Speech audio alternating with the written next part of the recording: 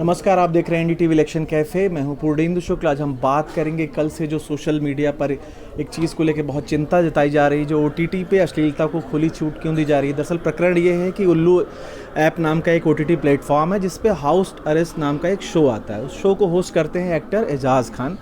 उसमें कुछ जो कंटेस्टेंट हैं, जो रियलिटी शो है, वो जिस तरह से वो लोगों से बात कर रहे हैं, महिलाओं से, और जिस तरह की जो सीन चल रहे हैं वहाँ पे, उनको कपड़े उतारने के लिए बोला जा रहा है, उनको जो कामा सूत्रा सेक्स पोजीशन ट्राई करने की बात वहाँ हो रही है, इस तरह की चीज़ें हो रही है। उसमें दिख रहा है कि कुछ लड़कियाँ वो अनकंफर्टेबल हैं, तो उसको लेकर के सोशल मीडिया पे काफ़ी लोगों ने चिंता जताई है और लोगों में उसको लेकर के गुस्सा भी है। प्रियंका चतुर्वेदी का भी एक ट्वीट आया है। उन्होंने कहा है कि पिछले साल जब सरकार ने लगभग 18 ओटीटी प्लेटफॉर्म को बैन किया था, तो उन्होंने दो के नाम लिए, एक उल्लू ऐप और एक आल्ट बालाजी। इन दोनों को छोड़ दिया गया। उनका कहना है कि इस पर भी प्रतिबंध लगना चाहिए। निशिकांत दुबे, जो कि कम्युनिकेशन एंड इंफॉर्मेशन टेक्नोलॉजी जो कमेटी है पार्लियामेंट के, उसके चेयरमैन है, उन्होंने भी एमआईबी पे ट्वीट करके बोला है कि इस पे एक्शन लेना चाहिए। हम इसी पूरे मुद्दे पर बात करेंगे। क्या ओटीटी को लेकर जो लगातार चिंता जताई जाती है, सुप्रीम कोर्ट ने भी इसी हफ्ते कहा था कि सरकार को इस पर किसी तरह के कानूनी दखल की ज़रूरत है, क्योंकि हम इस पर कुछ नहीं कर सकते। इसी मुद्दे पर बात करेंगे। मयंक सर, हाँ, हमारे साथ चर्चा में है Sanjay sir, Mayank sir, Sumit sir, Shadab ji और सिकता मैम। सिकता ज़रूरी है क्योंकि आज टॉपिक भी ऐसा है जी।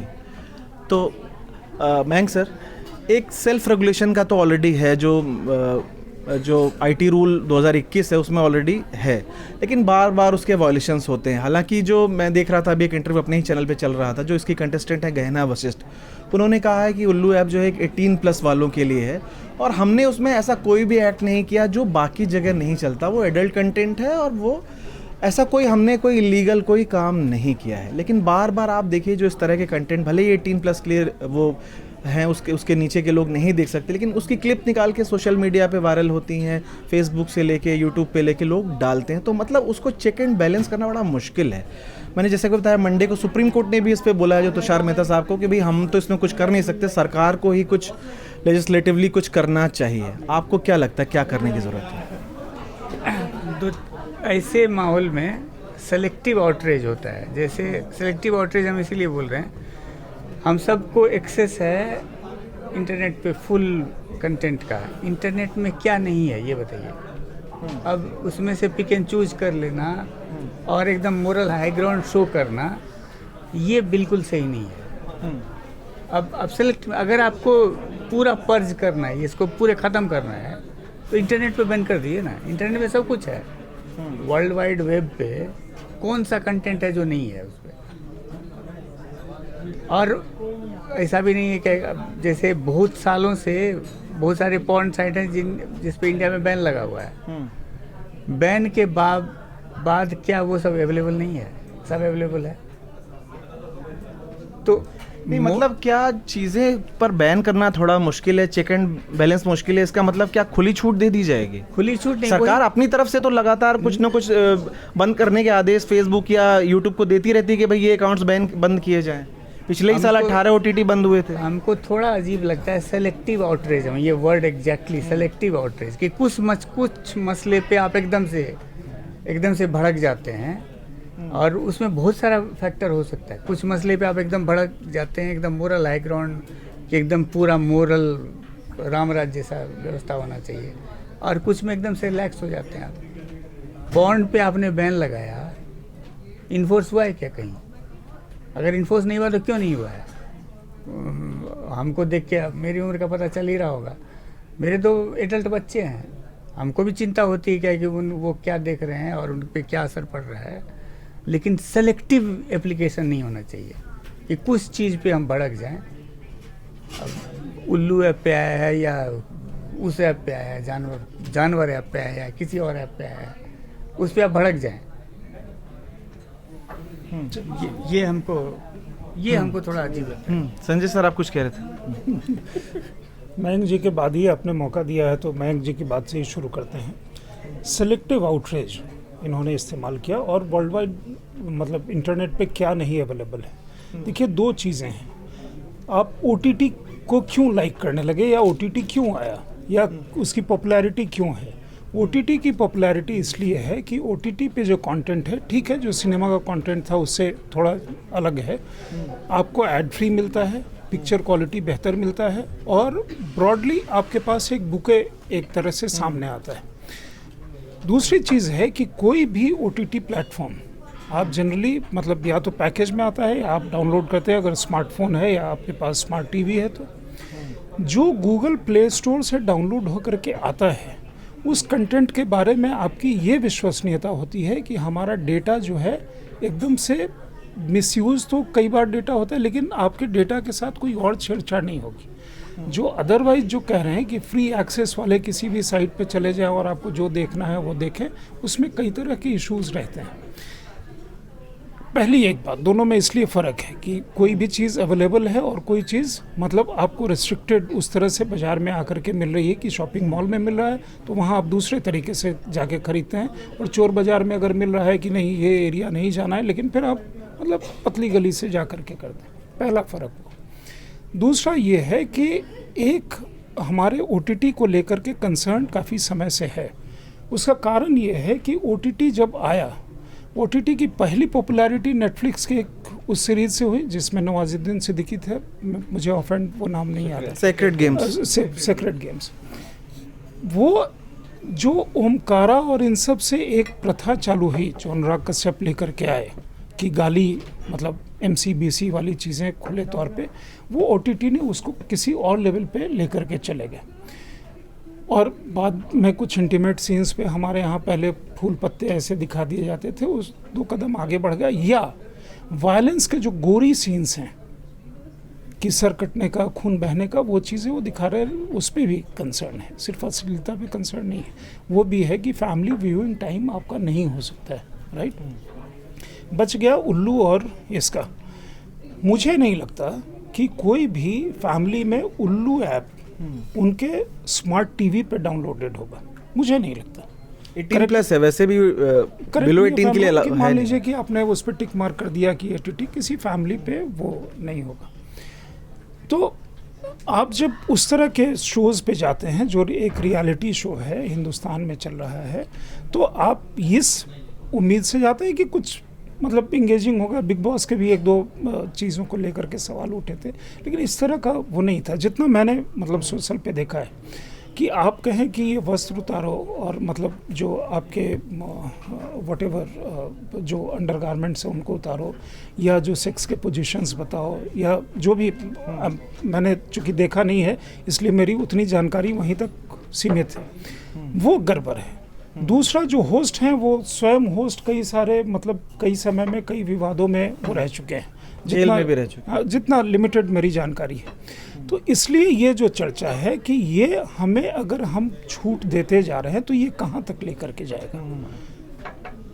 ठीक है सिकता मैम, ये जो हमारे अभी दिन में ही शो चल रहा था उसमें गहना वशिष्ठ जो इसमें है भी इस हाउस अरेस्ट वाले, उसमें वो कह रही थी कि भाई पहली बात तो उल्लू ऐप जो है 18+ वालों के लिए है, एडल्ट्स के लिए है। दूसरी बात, उसमें कोई ऐसा न्यूड सीन नहीं था।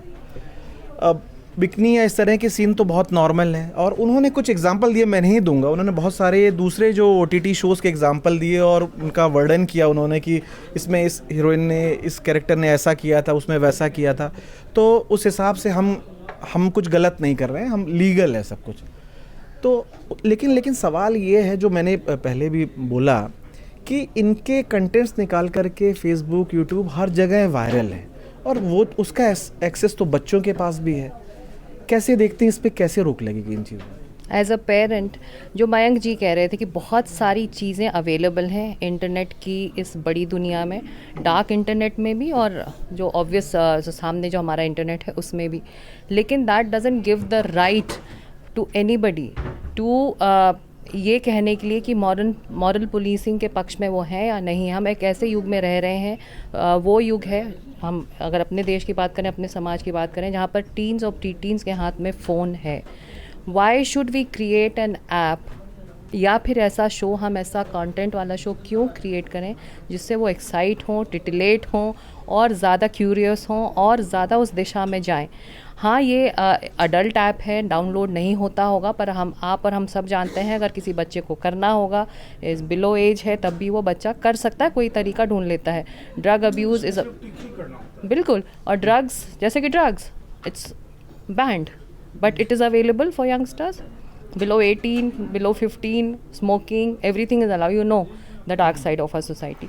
तो इसीलिए ज़रूरी है कि we need to have a very guarded guidelines कि किस तरह से हम रोकें। मॉडर्न पुलिसिंग के हक़ में मैं भी नहीं हूँ कि पूरी लॉ आ जाए और सरकार सब कुछ बैन कर दे और पूरी तरह से रोक लगा दे कंटेंट को लेकर। OTT ने बहुत सारा क्रिएटिव कंटेंट को एक तरह से एक नया प्लेटफॉर्म दिया है जो हमारी फिल्मों में, हमारी थिएटर्स में जगह नहीं मिल रही थी, लेकिन उसकी भी एक लिमिट होनी चाहिए। और इस तरह के ऐप्स अगर खुलेआम ये कह रहे हैं और कह रहे हैं कि हम तो अडल्ट बनाते हैं, इसका एक्सेस बच्चों को नहीं मिलता है, तो मैं उस बिलीफ में या फिर उस जो आप कह रहे हैं कि जो गेस्ट आई हमारे शो में और उन्होंने ये कहा कि बच्चे नहीं देखेंगे, उनको अलाउड ही नहीं है, तो ये कोई बात ही नहीं है।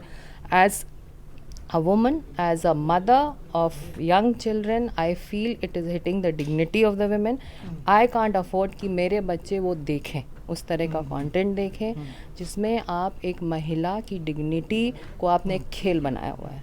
क्यों? क्योंकि आपको ज़्यादा हिट्स चाहिए, आपको पॉपुलर करना है, आपको ज़्यादा व्यूज़ चाहिए, आप एक पॉपुलर एक्टर को लेकर, जो हालांकि जो भी क्वेश्चनेबल एंकर हैं वो जो शो के उसको लेकर उन्होंने शो बनाया है, बट उसका मुद्दा क्या है कि आपको पैसे कमाने हैं, but what are you using a dignity and a respect of a woman and you made a game out of it. It is not done.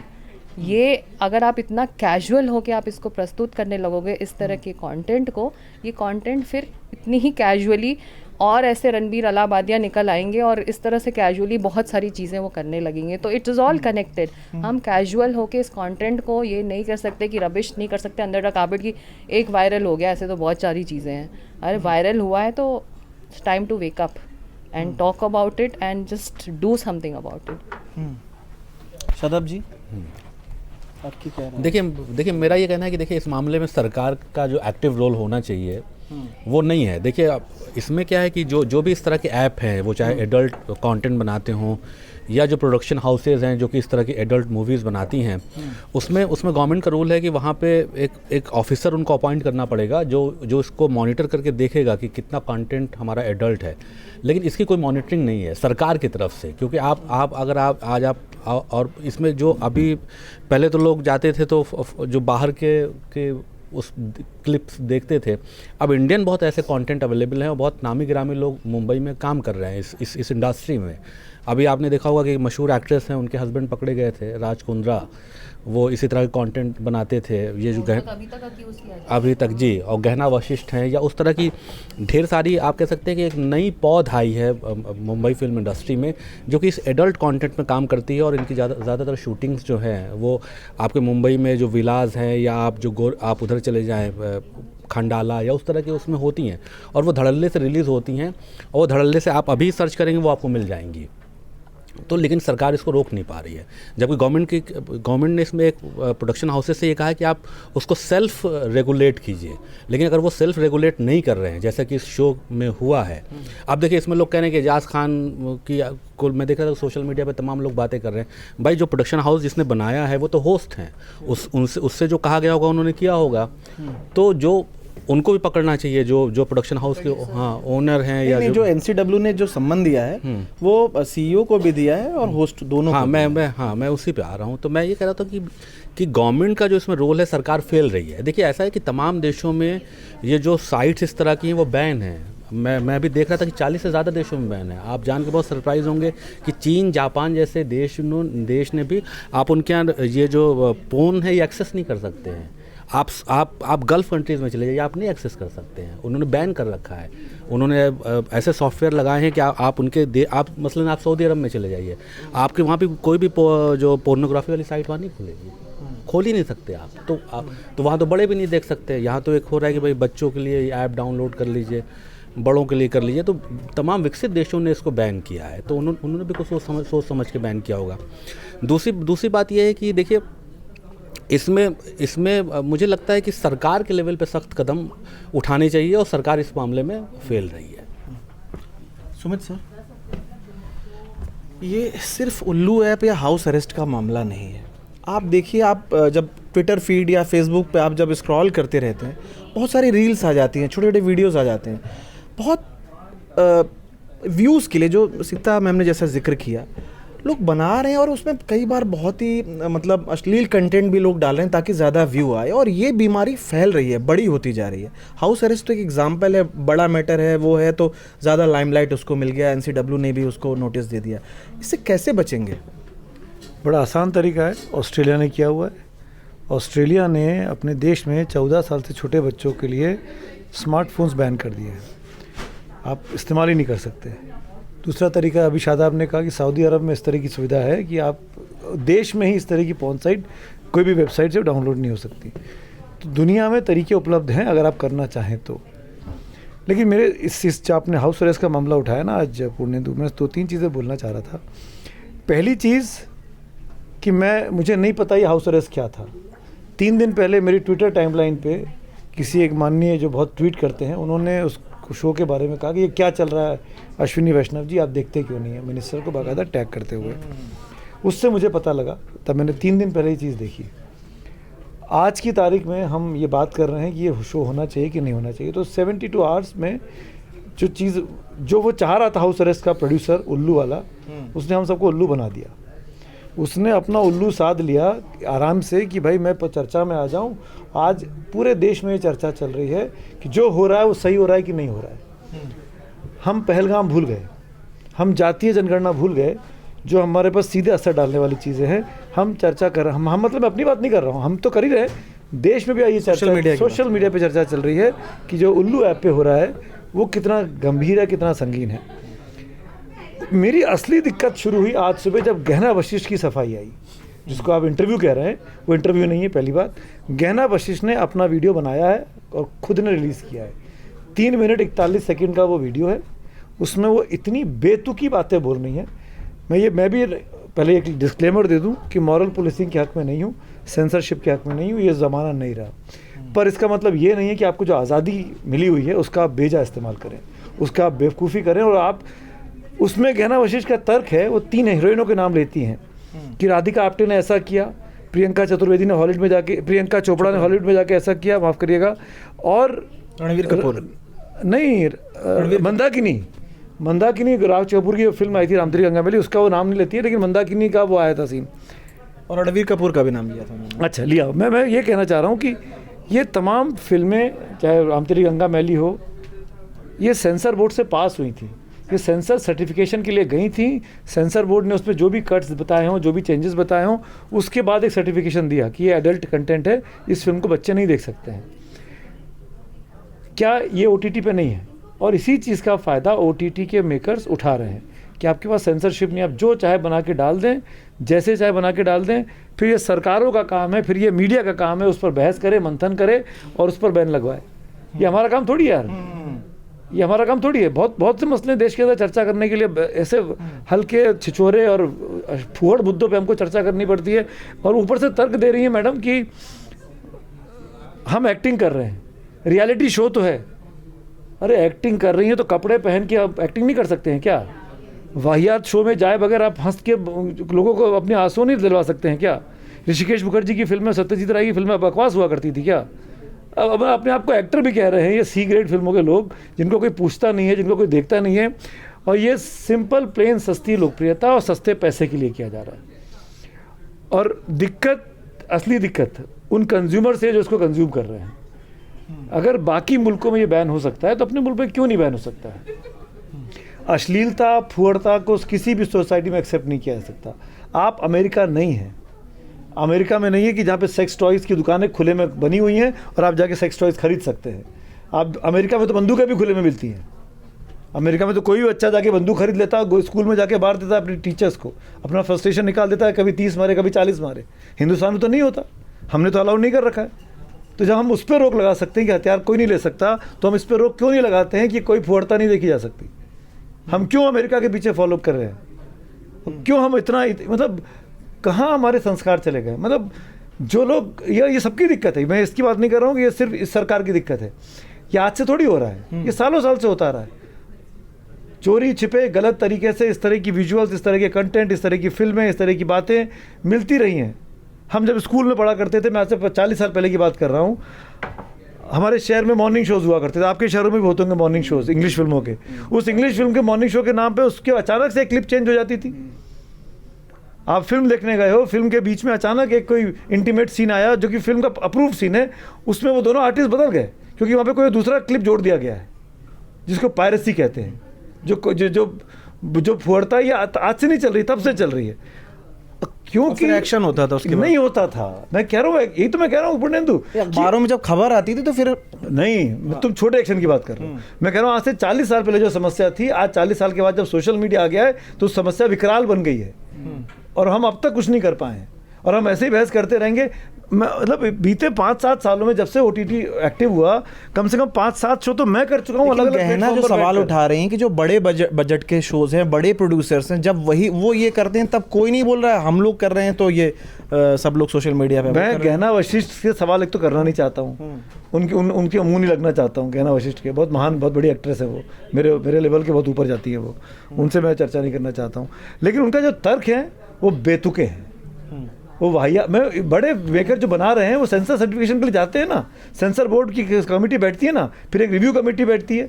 अगर आपको सेंसर OTT की बात कर रहे हाँ, तो OTT में जो बना, फॉर एग्जांपल अगर आप OTT में जाके देखेंगे तो अब जिन 2 शोज़ की वो बात करती है, राधिका आप्टे का शायद उन्होंने नाम लिया, राधिका आप्टे की फिल्म आई होगी, मुझे नहीं पता किसका जिक्र कर रही है। सीक्रेट गेम का नाम ले रही थी वो। चलिए, सीक्रेट गेम में राधिका आप्टे थी क्या, मुझे नहीं पता। अच्छा ठीक है, तो राधिका आप्टे ने कोई सीन अगर किया होगा, वो एक सीन था ना उस 13 एपिसोड की या 6 एपिसोड की 8 एपिसोड की सीरीज में, एक सीन रहा होगा, 2 सीन रहे होंगे उस तरह के। हम सीक्रेट गेम्स को क्या उस सीन की वजह से जानते हैं? हम सीक्रेट गेम्स को क्यों जानते हैं? स्टोरी लाइन की वजह से। और हम हाउस अरेस्ट को क्यों जानते हैं? हम हाउस अरेस्ट को क्यों जानते हैं? हर एपिसोड में इस तरह की वाहियात बातें कि योगा करते में पेनिट्रेशन कैसे होगा, ये तरीका है। हम किस समाज में रह रहे हैं और लोग देख रहे हैं। ऐसे लोगों पर रोक नहीं लगे, डंडा नहीं मारा जाए तो क्या करा जाए? हमें इस पर थोड़ा सा ऐड करना है। आपने कहा कि इस तरह पे जो बैन है इफेक्टिव क्यों नहीं हुआ, और इन्होंने एक वर्ड यूज़ किया, टिटिलेशन। हाँ, दोनों को जोड़ दीजिए। सोशल मीडिया पे हम आपको कैसे पता चला? सब आदमी ने जो विरोध कर रहे हैं, जो बोल रहे हैं, बैन कर रहे हैं, वो उन सब ने क्लिप शेयर किया है। इस मानसिकता को ही हम बोल रहे हैं सेलेक्टिव आउटरीच। जब आपको अच्छा नहीं लग रहा है, आपके टाइमलाइन से किसी क्यों प्रमोट हो रहा है वो? ये तो हद हो गई ना। आप बैन चाहते हैं, लेकिन आप चाहते हैं कि आपके उस पर ट्विटर पे फॉलोअर बढ़े ताकि गंदे क्लिप से। क्यों? नहीं, ट्विटर पे फॉलोअर बढ़ाने के लिए नहीं है वो, आपको मेरे ख्याल में ये बताने के लिए कि आप नहीं है, आप वो रहता तो आप बोल देते ना कि इस पे गंदा सीन है। आप ग्राफिक डिस्क्रिप्शन देने की क्या जरूरत है? Graphic description in the sense एक तरीका होता है। इनका भी ट्वीट है, हमने देखा है, बगल में बैठे हुए इसलिए नहीं बोल रहे हैं। इनके ट्वीट में कहीं से वो टिटिलेशन नहीं है। इन्होंने फैक्चुअल सिचुएशन दिया है कि ऐसा गंदा हो रहा है, लेकिन वो वीडियो क्लिप जिसमें एकदम विभत्स सीन है वो आप शेयर क्यों कर रहे हैं और फिर बैन की मांग कर रहे हैं? देखिए आप थोड़ा सा मैसेंजर को शूट कर रहे हैं। नहीं, थोड़ा मैसेंजर को शूट थोड़ा देखिए 2-3 चीज़ हैं। सुमित जो आज बोले, मैंने बीच में एकदम वो नहीं बोला, क्योंकि वो जो भी कह रहे थे उससे मैं पूरी तरह सहमत हूँ। और मेरा एक चीज़ और कहना है कि जो उल्लू ऐप के उल्लू बनाने की बात आपने या उन्होंने कही, वो एकदम सही बात है। वो चर्चा में 2 दिन से आ गया। और ये जो महिला हैं, नाम गहना है लेकिन मतलब कुछ और, वो अपना सेल्फ प्रमोशन जो होता है ना अपना, क्योंकि सिनेमा या एक्ट्रेस के नाम पे तो मैंने आज तक, मतलब मैं नहीं जानता, थोड़े बहुत मैं भी वो देखता हूँ, हो सकता है बहुत बड़ी एक्ट्रेस होंगी, वो भी कंट्रोवर्सी में रह चुकी हैं, मैं नहीं जानता, मतलब ये मेरी अज्ञानता हो सकती है। वो अपना ये कर करके सेल्फ प्रमोशन की आज से आप चर्चा कर रहे हैं। आप कितनी बार नाम लिए तो ऑडियंस भी जो सुनेगा कौन है गहना वशिष्ठ, मैं भी थोड़ा उस बीच में, आप जब आप बात कर रहे थे तो मैंने कोशिश करी कि जरा वो देख लूँ कौन है भाई ये, तो वो अपना एक सेल्फ प्रमोशन और उनका बिजनेस इंटरेस्ट है। किसी ने कहा कि, या शायद आप में से किसी ने कोट किया कि वो करी कि हम एक्टिंग कर रहे हैं। आपको तो ये बताया गया कि ये रियलिटी शो है, तो रियलिटी शो में आपका जो पर्सनालिटी है वो बाहर निकल के आता है। If I am not wrong, reality show इसीलिए होता है, एक्टिंग के लिए रियलिटी शो, तो फिर आप पब्लिक को दोनों तरफ से बेवकूफ़ बना रहे हैं। तो ये वाला जो आर्गुमेंट है कि आप उस पे है और बाकी चीज़ है, OTT की समस्या मैंने कहा 3 फोल्ड है। एक वल्गैरिटी, दूसरा ये गाली गलौज वाला जो चीज़ है, और तीसरा जो है कि ब्रूटैलिटी, वो जो है कि हम मतलब अभी भी मॉर्फ करके पहलगाम के सीन हम क्लियर नहीं दिखा रहे हैं ना। क्यों? लेकिन OTT पे गला काट करके खून रिश्ता हुआ दिखना, वो दिखाना, उस तरह का एक प्रचलन हो गया। तो ये बड़ा आर्गुमेंट है कि OTT पे कैसे और क्या कंट्रोल हो, राइट। तीसरी चीज़ है मोरल पुलिसिंग, और इसमें एक डिफ्रेंशिएशन है। मोरल पुलिसिंग ये है कि पार्क में अगर 2 व्यक्ति बैठे हैं या कहीं और कुछ किसी तरह का वो कर रहे हैं कहीं, या शाम में कई बार मतलब पति पत्नी भी घूम रहे हैं, किसी अवस्था में हैं, या अदरवाइज भी, तो कोई आकर के कहा कि तुम कौन हो, या ऐसे क्यों कर रहे हो, फलाना है चिलाना है, वो विजुअल कंटेंट जो इस तरह का आ रहा है वो मोरल पुलिसिंग के दायरे से बाहर है। इसका जो है आप सभी जगह देखेंगे, इन चीज़ों का मतलब बिल्कुल विरोध होना चाहिए, और उनके खिलाफ जो पीनल एक्शन है, और दूसरा जो प्रॉफिट मेकिंग वाला एस्पेक्ट उनका है, उस पर भी किसी तरह का ऑडिट होना चाहिए कि आप ये बना करके सिर्फ एक ही काम कर रहे हैं ना, वो अपने काम में सफल हो। मेरा ये सवाल है कि चलिए एक शो की बात हुई, मैं लार्जर पिक्चर की बात कर रहा हूँ। जो सोशल मीडिया के थ्रू जो वल्गैरिटी फैल रही है, व्यूज़ के लिए लोग कुछ भी कर रहे हैं, आप लोग भी, आपके भी टाइमलाइन पे दिख जाता होगा, आप हटाते होंगे, कई बार बड़ा ऑकवर्ड सिचुएशन हो जाती है। इसको ये कैसे कंट्रोल कैसे होगा? जायज बात करें, मैं वो ले लूं। मैं अपनी कहानी सुनाता हूँ। ट्विटर पे मैं पिछले 2009 से हूँ, अब वो एक्स हो गया। पिछले 3-3.5 साल से मेरे जो फॉलोअर हैं वो 1 मिलियन पे अटके हुए हैं। मतलब 1 मिलियन के ऊपर बढ़ ही नहीं रहा है। वो 1 मिलियन जिस दिन हुआ उसके बाद से ऐसा लग रहा है कि किसी ने स्टॉप कर दिया है। मैंने बहुत इन्वेस्टिगेट किया, पता करवाया, पुलिस के ज़रिए, IT सेल के ज़रिए, DOT के ज़रिए, सॉरी डिपार्टमेंट ऑफ टेलीकॉम के ज़रिए। मैं इंडिया हेड ट्विटर जो था इसके पहले वाले, जब ट्विटर हुआ करते थे, तो उन तक पहुंचा बेंगलोर में, मतलब फ़ोन पे बात हुई, तो मुझे पता लगा कि आप पर किसी ने शैडो बैन लगा दिया है। एक शब्द है शैडो बैन। अगर कई सारे वेरीफाइड हैंडल्स एक साथ आपकी कंप्लेंट करें तो आपका ट्विटर तो चलता रहेगा, आप ट्वीट कर रहे हैं, पर आप मेरे ट्विटर को ढूंढना आपके लिए मुश्किल हो जाएगा। आप अगर पूरा नाम लिखें @ मेरा हैंडल पे जाएं तो आप मुझे ढूंढ नहीं पाएंगे। मेरे नाम के आपको 50 और नाम दिख जाएंगे आज, लेकिन आप मेरा नाम नहीं देख पाएंगे। जब तक कि मैं आपको कोई ट्वीट ना कर दूं या आपको टैग ना कर दूं, तब तक आपकी टाइमलाइन पे मैं दिखूंगा नहीं। This is called shadow ban. तो मैंने पूछा ऐसा क्यों हुआ, तो पता लगा कि कुछ राजनीतिक लोगों की तरफ से इस तरह की बातें, शिकायतें की गई, जिसकी वजह से हो गया। मैंने कहा चलो छोड़ो, कौन सा ट्विटर मेरे घर का है, आज यहाँ ट्वीट करते, कल कहीं कर देंगे, नहीं करेंगे, मैं बस कहानी को भूल गया। तो वो जब शैडो बैनिंग मेरे ट्विटर लाइन की हो सकती है, तो जब आज की तारीख में जो आप बात कर रहे हैं उस पर आ रहा हूँ, जब आप ट्वीट खोलते हैं, आप 3 ट्वीट देखते हैं, चौथा ट्वीट वाहियात आ जाता है अचानक से, बेवकूफ़ी वाला, जिसके जो हम देखना भी नहीं चाहते हैं और हमने कभी जाके देखा भी नहीं है। अचानक आप खोलेंगे तो एक गंदा सा वीडियो चला, फिर आगे बढ़ गया, और फिर उसी तरह के वीडियोस दिखने लगे आपको जो आप कह रहे थे, और फिर आपके एल्गोरिदम में ये सेट हो गया ट्विटर की कि आपको इस तरह के वीडियोस देखने की लत है, मज़ा आ रहा है। अब आप अगली बार जब भी खोलेंगे ट्विटर या फेसबुक अपना, तो उस तरह के वीडियोस पहले दिखेंगे, और जब आप अपने काम की चीज़ें ढूंढने जाएंगे तो उसके लिए आपको एफर्ट करना पड़ेगा। तो ये जो एल्गोरिदम के साथ खिलवाड़, ये जो एक्स के लोग हैं या फेसबुक के लोग हैं या गूगल के लोग हैं, ये जो हम लोगों को मैनिपुलेट कर रहे हैं, हमारी विचारधारा को, हमारे विचारों को अपने हिसाब से चलाना चाहते हैं, दिक्कत वहाँ पे है। इसको रोकने की आवश्यकता है, और ये अश्विनी वैष्णव से बेहतर आदमी कोई नहीं आज की डेट में, क्योंकि वो इस चीज़ को समझते हैं। और मैं बड़ी उम्मीदों से कह रहा हूँ ये बात कि इस चीज़ पर रोक लगाने कोई बड़ी बात नहीं है।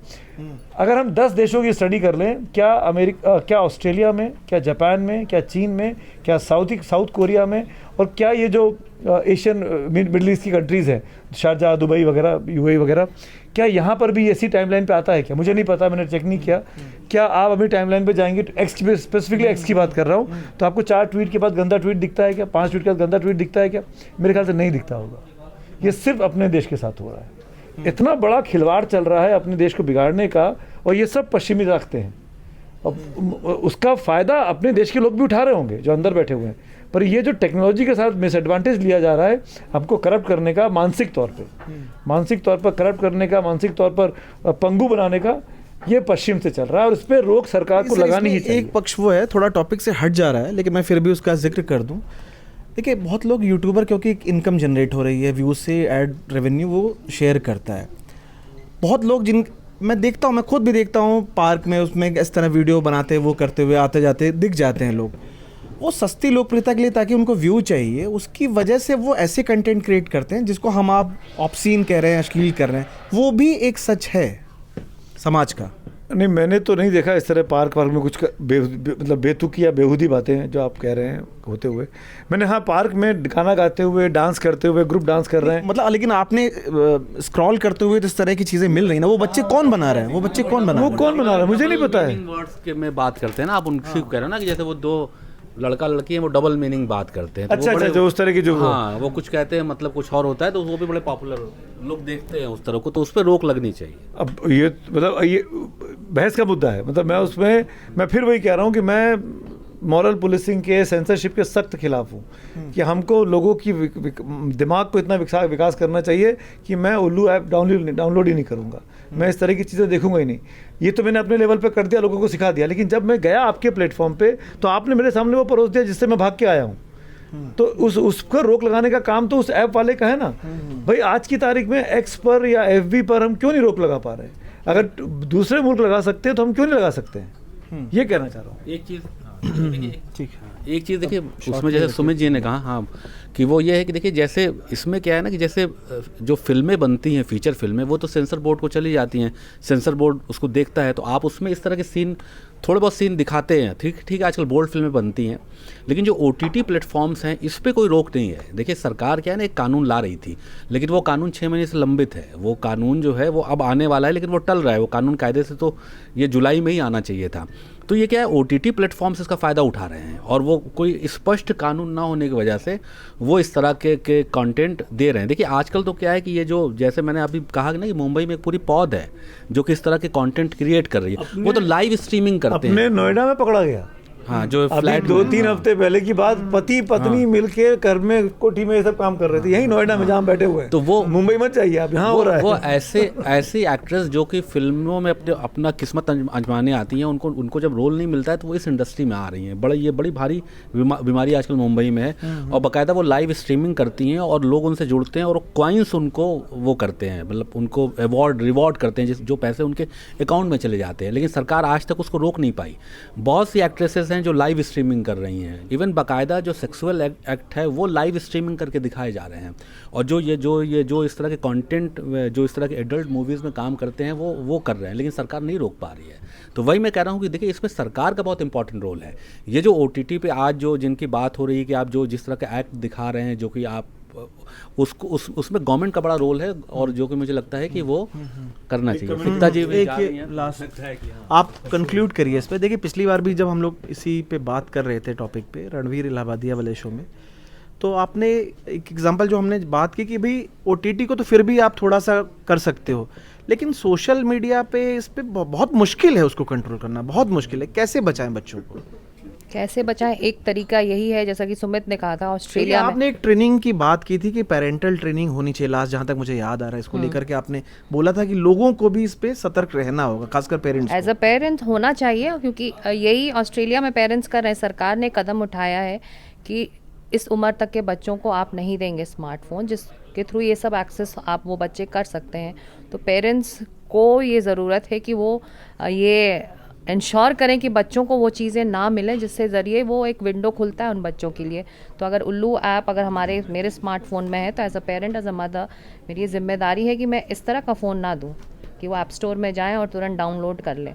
तो ये मेरी जिम्मेदारी है। ये अवेयरनेस और सेल्फ सेंसरशिप की जो बात हो रही है, एक तो पेरेंटल कंट्रोल हो, पेरेंटल अवेयरनेस हो, बच्चों को वो चीज़ें ना दें जिससे वो इन खुलेआम जो ये चीज़ें बिक रही हैं, बेची जा रही हैं, इतने कैजुअल तरीके से बेची जा रही हैं, कंटेंट को जो ये बेचा जा रहा है, उस पर एक तरह से लगाम लगे। और दूसरा ये कि सेल्फ सेंसर सेंसरशिप होनी चाहिए, चाहे जब फूल पत्तियों की बात कर रहे थे पहले की फिल्मों में, फिर OTT आया, फिर दूसरे तरह का कंटेंट आने लगा, तो एवरीबडी हैज़ सीरीज आया है, अभी एक सीरीज आया है नेटफ्लिक्स पे, एडोलेसेंस, हाँ, जो आप बिल्कुल, बात करी ना हाँ, बच्चों की, वो मतलब मुझे लगता है कि वो जितने उससे उभार करके लाया है ना इन चीज़ों को, कि क्या ट्रेंड कर रहा है बिल्कुल, बच्चों में और बिल्कुल। उसका क्या इम्पैक्ट हो रहा है, मतलब बच्चों का इंस्टा क्या या इम्पैक्ट होता है, बच्चों फेसबुक के पे तो वो बच्चे हैं नहीं, तो इन जो एप्स हैं या सोशल मीडिया के हैं, और किस तरह से वो है, और और किस तरह से असर डालता है वो बच्चों को, और काफी किस बड़ा तरह से debate वो कि वो generate एक कर रहा है। बिल्कुल किस तरह से असर डालता है, सारे बच्चों और पेरेंट्स को वो सीरीज ज़रूर देखनी चाहिए। वो बहुत अच्छी सीरीज है, एक तरह से it's an eye opener for all of us. इसको लेके काफ़ी दुनिया भर बिल्कुल, में और चर्चा सेल्फ हो। सेंसरशिप की बात हो रही है। क्रिएटिव पर्सन मैं भी हूँ, हमारे घर में भी क्रिएटिव लोग हैं, हम सब मीडिया से जुड़े हैं, हम सब जानते हैं कि हमारी हदें क्या, हम क्या दिखा सकते हैं। उन्होंने पहलगाम में किस तरह के विजुअल्स हमें दिखाने चाहिए, किस तरह के नहीं, ये हमारी सेंसरशिप है, हम कुछ भी दिखा सकते हैं, हमारे पास अब सब एक्सेस है।